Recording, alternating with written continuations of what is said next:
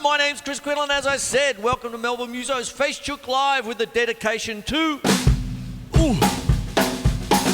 Earl Palmer.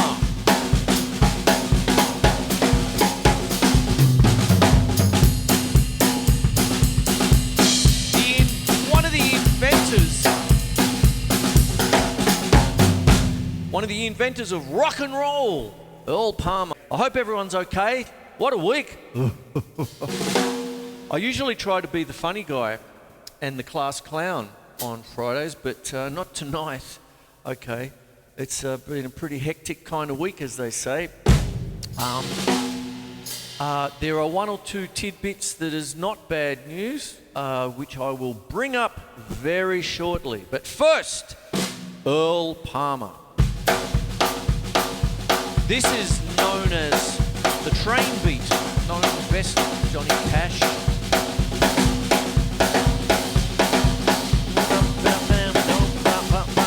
Guess who really was playing it in the 50s? Earl Palmer. Now, I might go straight into the biography. I usually leave it for a little while, but I'm going to go straight in because what I'm going to do is talk about this great man's life, his songs. It just reads like a who's who, and it says so, and quite amazing. And so I'll start off with a very short couple of paragraphs, and then I'll talk about techniques like I usually do here, and away we go.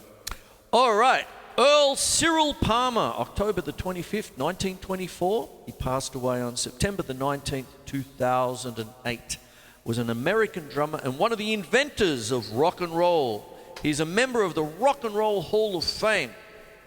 Palmer was one of the most prolific studio musicians of all time and played on thousands of recordings, including nearly all of Little Richard's hits. I did a thing on Little Richard last year, and his regular drummer was Charles Connor. And between him and Earl Palmer got a healthy mention then as well. But what I'm doing here is really zeroing in on Mr. Palmer himself. And as well as that, Fats Domino's hits.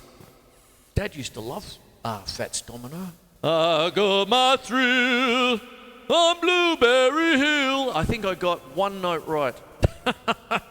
And You've Lost That Love and Feeling by the Righteous Brothers. And a long list of classic TV and film soundtracks. According to one obituary, his list of credits, like I said, read like a who's who of American popular music of the last 60 years. There you go. He was born into a show business family in New Orleans and raised in the Treme district. Palmer started his career at 5 as a tap dancer, joining his mother and aunt on the black vaudeville circuit in its twilight and touring the country extensively with Ida Cox's Dark Town Scandals Review. His father is thought to have been the local pianist and bandleader Walter Fats Pichon. All right, I'm going to stop there for a little bit, and I'm just going to talk about that.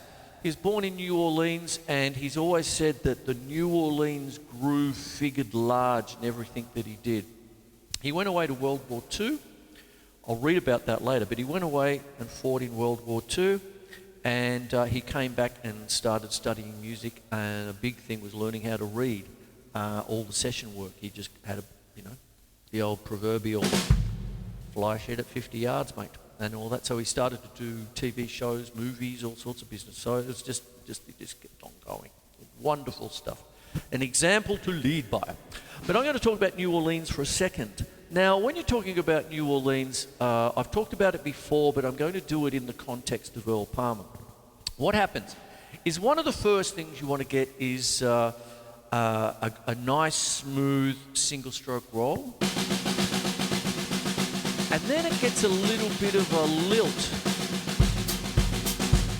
Last week, I was talking about Sandy Nelson, same era. And then you started to put the rim shots in.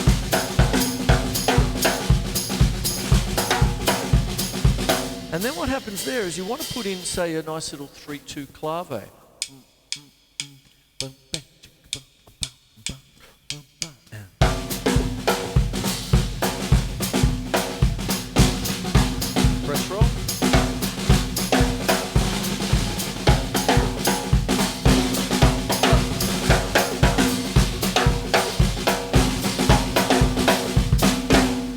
go. And he always said it figured large in his playing. He actually has a quote saying, you know a guy's from New Orleans by the way he uses the bass drum, And I've got a few bass drum ostinatos for you. That was a 2-feel, which I explained last week. I like my continuity. This time, I'm staying on the snare drum with Sandy Nelson, and last week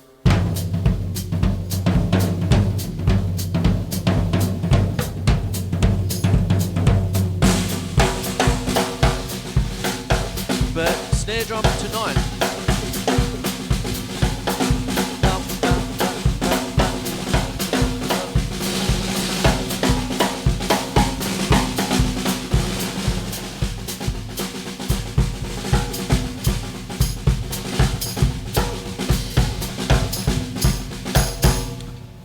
You can see it on boot cam. I brought boot cam back tonight because of the ostinatos.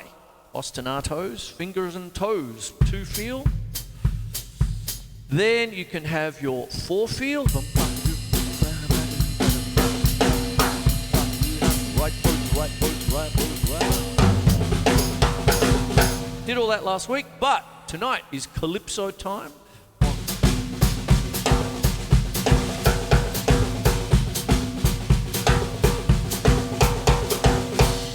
And the 3-2 clave, which I just played. And you got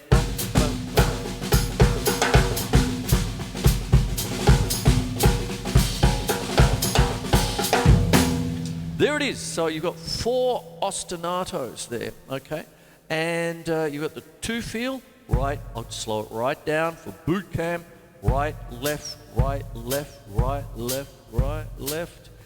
4-feel, right, both, the right, both, the right, both, the right, both. I know you can't see it there, camera 2, but it'll be up later. There you go. And then you've got the calypso, right, both, right, left, both, right, both, right, left, both.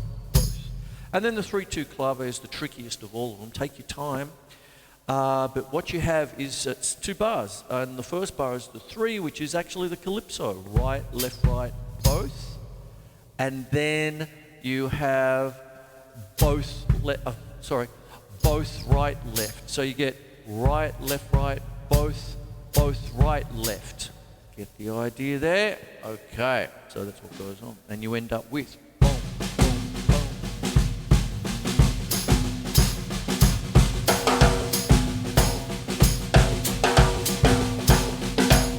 That's what you have. Now, one of the main things that made Earl Palmer so fantastic at his work is that's the name of his autobiography, or his biography, Backbeat, okay? Now what happened was he talked about it from the point of view of trad jazz, New Orleans jazz, and he'd say that you'd put in the backbeat like the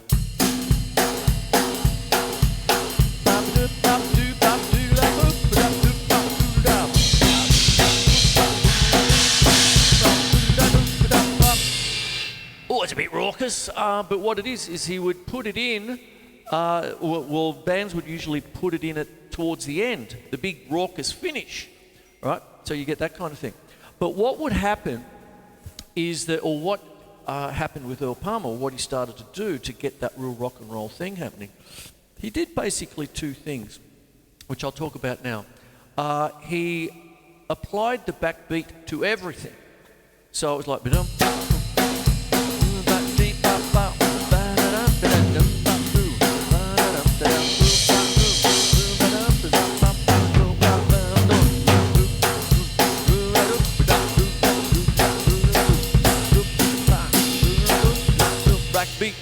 backbeat.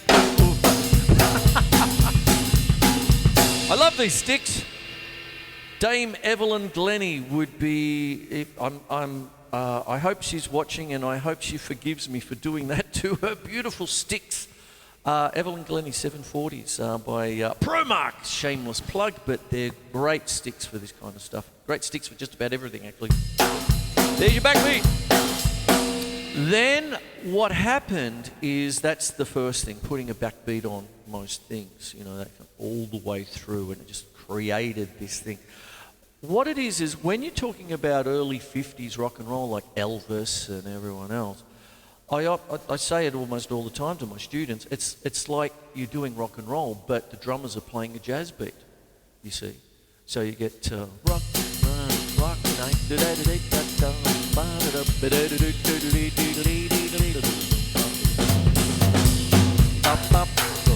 now away you go, Rim Shot City.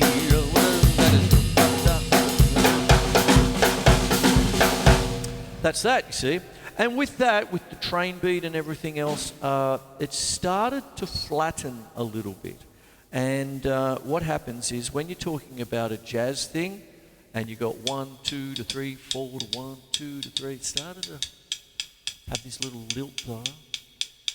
It started to flatten out. You know, you can think like Johnny B. Good, you know, Chuck Berry, and that sort of business. And what happens though is that when you're getting that kind of thing, you've got the rim shot, and then it'll flatten out. However, one of the big things Earl Palmer was able to do was unison work.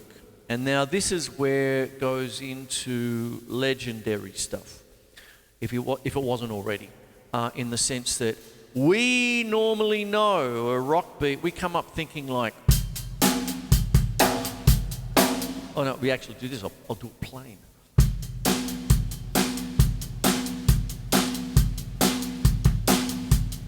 Rim shot.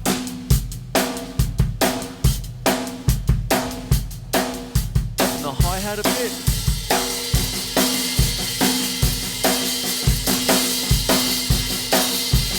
Oh, who ripped that off?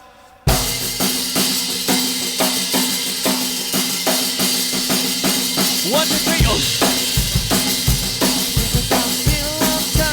Rock and roll.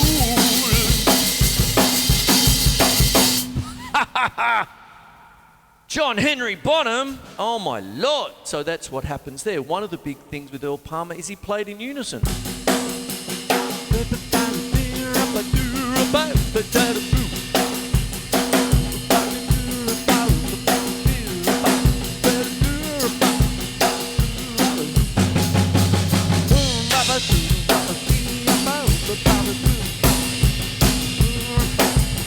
There you go. It could go on forever. That.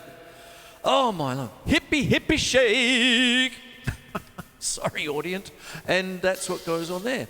Now what happens is, let me get into the technique of that. You have to vip. The vip stroke, which I talk about quite a lot. I'll go to Tom's here. Now what happens is when you first start playing and you start doing accents, you know, you want to get a nice accent. When we talk about accents, what usually happens is how I usually explain it. It's like having a volume control, 1 to 10.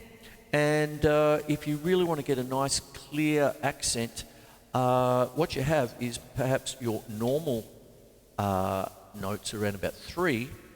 And to quote Igor from Young Frankenstein, to get the abnormal, you're up at 9. So what happens? You get 9, 3, 3, 3. I'll put it up here so you can see. 9, 3, 3, 3, 9, 3, 3, 3. So you get that. Hey, do both. And then,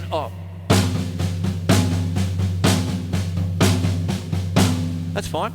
But then the reason I sort of hesitated there is I went straight into the backbeat, okay, which is the Earl Palmer favourite, the backbeat of it. So you've got 1 and 2 and 3 and 4 and 1 and 2 and 3 and 4 and 1 and 2 and 3 and 4. To feel.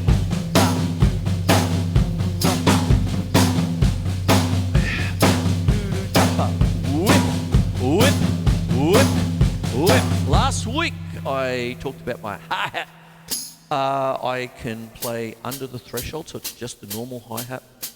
I can splash it,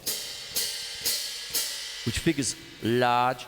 And then I've got the tambourine. So if I sort of play a little bit with the heel up, the boot cam later on will pick that up. I give it a bit of stick, and I've got three sounds straight away. There's a hi-hat is a wonderfully versatile part of the drum kit. You get many sounds from it. But what goes on is that there's three right there with the addition of the tambourine. So what goes on there is if I sort of just, and I'm playing heels up.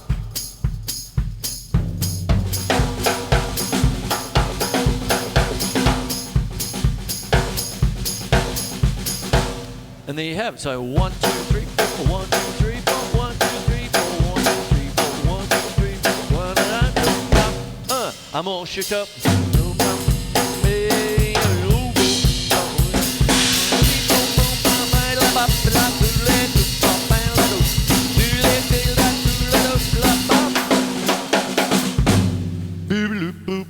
When it all shook up. I don't think he played on that one, but anyway, that would have been DJ Fontana, who I did a show on last year. But what goes on is that, all this classic 50s stuff and the way that music developed. Now, I was talking about unison, which figures large. So what I was doing, I'll go over it again with you. What happens is, let's just go to the floor tom and the snare drum, and you're playing in unison. It's a big thing. On the banks of the river, turning back, and his bride. Oh my Lord! I used to do that in a old dishevelled wedding band. Oh my God! A long time ago. Less said about that time, the better.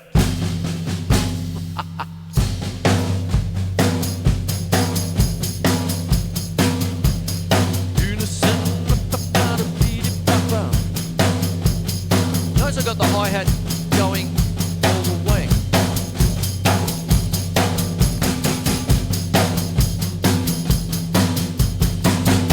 There it is there.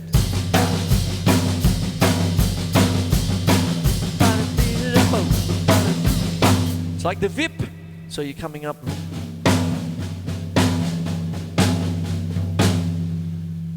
With a little bit of this. It's a chicken dance there, isn't it? Diddle diddle diddle da. Da, da, da, da, da. No.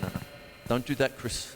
Okay, so what happens is that you've got this wonderful rhythm that Earl Palmer really, developed, and inventor of rock and roll. Words are important, concept created, concept by, that kind of thing. The inventor. And what goes on is that when you're doing this kind of business, you have a certain kind of technique that you want to do. Now, in the 50s, towards the end of the 50s, the twist reigned supreme through Chubby Checker and then surf rock. And you've just got this.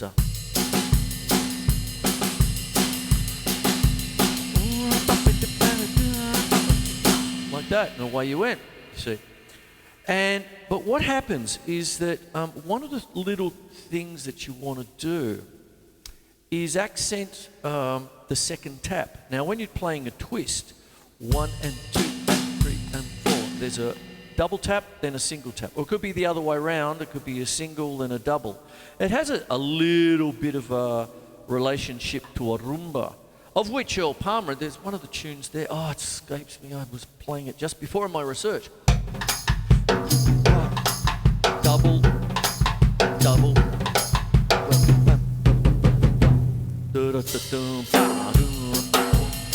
And now what I've got there is a 2 feel, and you notice that with the double tap, I'm accentuating the second. So you got a little vip.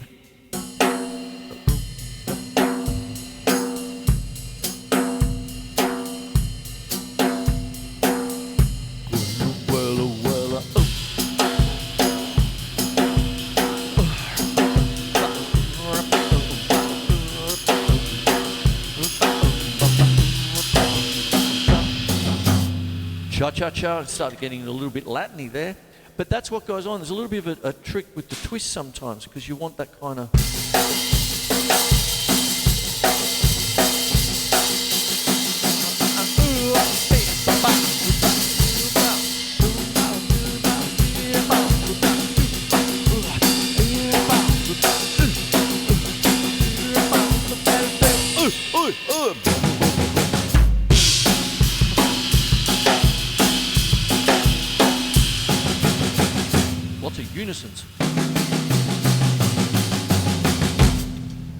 Boom, boom, boom. There you go. More on Earl, if I'm allowed to call him that, Mr. Palmer. Bit of respect there. All right, so what happens? I'll carry on. After World War II ended, Palmer studied piano and percussion at the Grunewald School of Music in New Orleans, where he also learned to read music.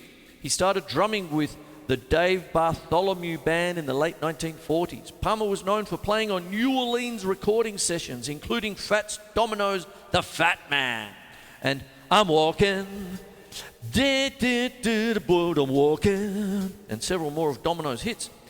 Tipitina by Professor Longhair. I used to get my records up in Lygon Street before it became Reddings. I used to ride the old dragster up from the Dan O'Connell, Dad's pub, and go and get my vinyl from Professor Longhair's music shop. And then it turned into Reddings. There you go. Just a little bit of local history for you there, guys and gals. Tutti Frutti by Little Richard, and most of Richard's hits. I've got to do a thing there. I did a bit of research when I was doing the Charles Connor, Little Richard's main drummer. You've always got to remember that, you know, people like Earl Palmer, they were studio great. So the record company sometimes said, we'll get this guy in, and then you go tour out with that guy. But I do believe Charles Connor was the man. There's a little bit of controversy, or not controversy, but mysterioso stuff, that actually who did the drums for You Keep a Knockin' But You Can't Come In, which is essentially what Bonham did to start rock and roll on Led Zeppelin 4. So that's where it's from. Earl Palmer, Charles Connor, fantastic business. There you go. Nothing quite like a good bit of history. There you go. And there you go. So I did all that. I Hear You Knocking by Smiley Lewis. His playing on The Fat Man featured the backbeat that has come to be the most important element in rock and roll. Palmer said that song required a strong afterbeat throughout the whole piece. With Dixieland, this is what I mentioned before, with Dixieland you had a strong afterbeat only after you got to the shout last chorus. It was sort of a new approach to rhythm music. Reportedly, he was also the first to use the word funky to explain to other musicians that their music should be made more syncopated and danceable. There you go. So there's all that. Now, the next paragraphs are essentially a who's who of 50s rock and roll. He played with everybody. But what I want to talk about now, a little bit with that, is the fact that some of the things, I'll just quickly go over it. I'm talking about his life and times. There's the backbeat. Now, just to be specific, a backbeat is your 2 and 4. So 1 and 2 and 3 and 4 and 1 and 3 and 4. If you just did that, no feet. There it is. Put in. There's. That just seems so basic to us now, but you've got to remember that, you know, at the 1950s, at the height of the the beginning of the Cold War, everything that, we're back to it, are we? I was going to make tonight a funny show. I had it up last night. I was the last couple of episodes, or quite a while, a long time actually, I do little sideways homages to classic comedy films and stuff like that. And I had something completely prepared, and I went, nah, that's not going to happen. There's no funny in this tonight, but there's a lot of heritage and a lot of history. And that's a big thing, because when he was coming up, it was just as dangerous then, probably more so. And this backbeat, that was revolutionary at the time. Okay, so that's pretty much what's going on there. Now, I better start thinking about wrapping the show up. One thing that I haven't talked about too much is the actual, his use of rolls. He had this wonderful little curls.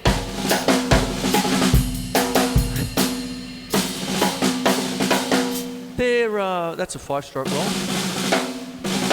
There it is there. So it's double tap, double, single, other way. And don't forget you can use roughs,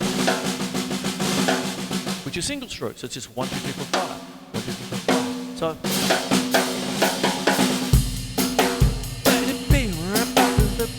Put it all together. Now I'll continue on just a little bit, and I've got a little bit of a thing that's even more local. Okay. Personal, pardon me. Let me see. What happens is that his discography, if you like, or his session work is of legend. He's one of the most recorded drummers ever. And it just reads like a who. Here we go. Some are a little bit more obscure, but for more than 30 years he played drums on the soundtracks of many movies and television shows. Amongst the many artists he worked with were Glenn Yarborough, Frank Sinatra, Phil Spector, Ricky Nelson, Bobby Vee, Ray Charles, Sam Cooke, Eddie Cochran, Richie Valens, Bobby Day, Don and Dewey, Jan and Dean, the Beach Boys, Larry Williams, Gene Bobby Darren, Neil Young, and the Pets, the Byrds, when they were still known as the Beefeaters, and B. Bumble as the Stingers. They did Nut Rocker. Oh yeah, anyway. And he did a train beat to that, the original. Emerson, Lake and Palmer did a version of Nut. And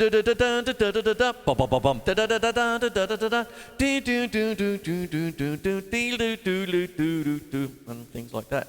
Now, okay, Audient, here we go. In 1982, Palmer was elected treasurer of the local 47 of the American Federations of Musicians. And he was the elected treasurer, okay? And one of the little things down here is that in trying to catalogue Earl Palmer's work, because he was just working all the time with all these people, they actually went to Union Records. Now, I might be losing everyone with this, but I want to read you something that was sent to me by Musicians Australia. Some of you may or may not know, this is an editorial, please turn off now if you don't want to listen to it, but the thing is it's important for everyone who plays any kind of music in Australia. And what goes on is that we've been doing it incredibly hard with the COVID business, and everyone's screaming out for help, and help has arrived. What's happened is that Musicians Australia is a relatively new union. There's the old Musos union that I used to be a part of many a year ago. And there's a lot of people out there when I see it on the socials, you know, face chookeries and everything else. There's people saying, we should have a union. I'm going, it's like facepalm. Mate, you've had a union for like decades, you know, stand up.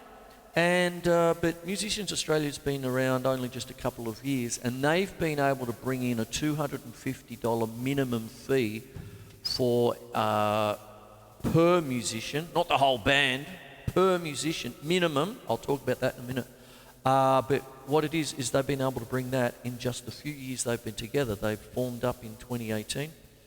I sort of heard about them, all that, and then I bit the bullet last year when, you know, things weren't right. All these grants weren't getting trickled down to the musicians, and all my friends and colleagues were saying, well, I'm not even getting paid.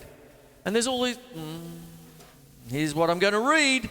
Congratulations, Musicians Australia. The Victorian government is on board now, endorsing our $250 minimum fee, joining South Australia, Queensland, Western Australia, and New South Wales. So we've got 5 states of both political denominations. This is apolitical. This is people of the arts in the state governments actually recognising the problem and doing something about it. They have agreed to implement our $250 minimum fee in the public funding it's making available this year, 2022. This would not be possible without the campaigning of Musicians Australia members.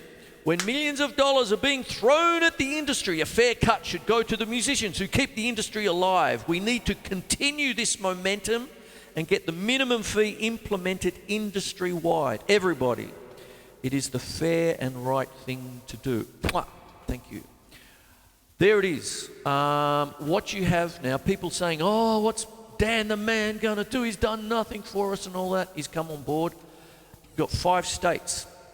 As it stands politically, if you want to really think about it, there's 3 Labor, 2 Liberal, okay, that have all agreed to that. When you've got 5 state governments agreeing to, well, we're going to give you this grant for 60 grand, you've got to make sure that when you book the people, you've got to pay them the right money, you know. And it seems really simple if you're a plumber or a carpenter, or you get a tradie around, you know what to pay. But when I'm hearing anecdotal evidence of door take gigs and all of a sudden the venues are now wanting between 10 and 30% of the door before anything starts, well, there's an issue there. And that's me on my soapbox. But don't forget who we're talking about and who we love and revere is that Earl Palmer joined his union as well. And he served a long time. There you go. And re-elected, you know, when the things come around. So when you're talking about people like that, they don't need a union, really, do they? But they saw what was going on, and they joined anyway because of the spirit of the thing and the spirit of camaraderie, which is hopefully what we're all seeing at the moment in this awful time with what's happening in Europe. And of course, I'm sending all my love, as we all are, to those poor people. I was going to set up something fairly comedic tonight, and the funny went out the window. But one things is the love of music and the love of the people who make it and the love of the people who invented it in Earl Palmer. I'd have to watch myself sometimes. Andrew Marshall, because I want to say Carl Palmer, one of our favourite mutual drummers. But there's my editorial.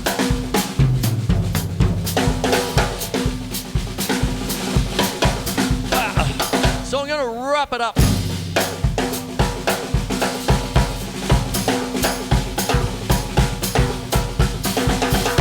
Oh, Earl Palmer, what you have done. Thank you so much. Okay, so basically tonight is all about the great Earl Palmer, how he helped invent rock and roll, and what he did. He stood up. He went to war, came back, did all his work, helped other musicians, and so much legacy of what he's been able to do. And follow suit. He was a drummer amongst drummers. There you go. Oh.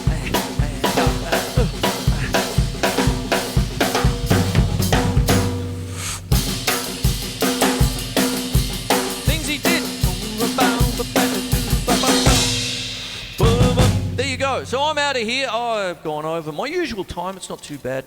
I'll have this up tomorrow. And for beloved Channel 31, I'll get 25 minutes. This is probably going to be a 35. So there's always a sort of an extra segment going on there. And please take heed of what I sort of talked about before.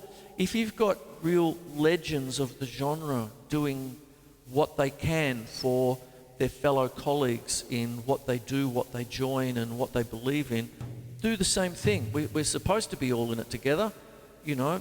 You don't want to have it... I hate that word dog-eat-dog industry. It's not, you know. You've got to try and sort of, like that, you know, and just work it through. I know, it's tough, but, you know, bite the bullet, let's go.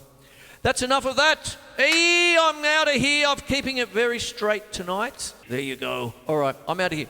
My name's Chris Quinlan. It's Melbourne Musos. This is Facebook Live. And then for 31. And take a look at Musicians Australia. Have a look at what they've been able to do since they started in 2018. That's not long. And look at what they've done. 5 states on board. Okay? It's important. It really is. Okay? Take care. I'm out of here. Hey. I usually do other things, but I'm not. Hey! Oh!